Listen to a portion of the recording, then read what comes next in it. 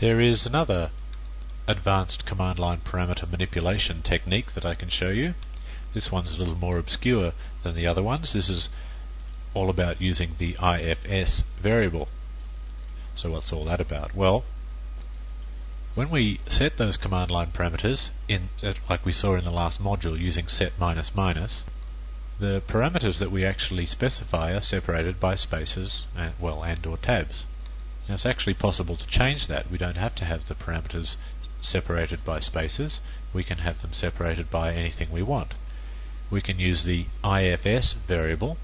IFS is short for internal field separator, to designate which characters we wish to use to separate the various command line parameters. For example, we could set IFS to be the vertical bar symbol, what you might call the pipe symbol. And then, if you wanted to use set minus minus to set command line parameters, you would do it like this. Set minus minus, and then parameter 1, pipe parameter 2, pipe parameter 3. Now notice here that the space between the word parameter and the 1, and between the next parameter and the 2, and so on, is actually now no kind of special character at all. The special character is now the pipe symbol, and so $1 will get set to parameter space 1, and $2 will get set to parameter space 2, and so on. Let's have a look at a more practical example using IFS.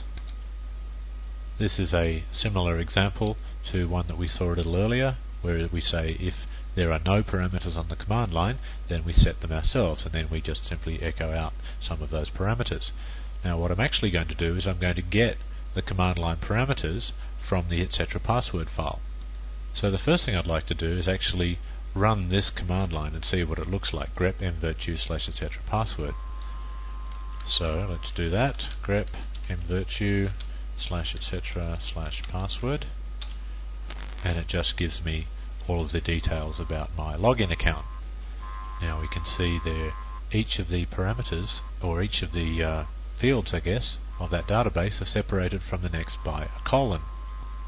So if I actually wanted to make those $1, $2, $3, $4, and so on, then I'd actually have to use the IFS variable to designate that the colon is the character used to separate one parameter from the next. And that is, as you can see, exactly what I'm doing, IFS equals colon. So $1 is going to be my username now, and $6 is going to be, well, theoretically, my home directory. Let's see if I can't make that run.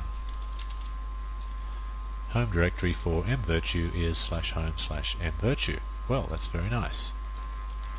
And just for good measure, I'll echo $* and run that. And the variables are mvirtue, then x, and 3040, and so on and so on. Notice that the colons have all gone. In their place are actual spaces, which I guess just proves that the IFS variable is doing its job. Okay, that's the end of this module. Let's move on.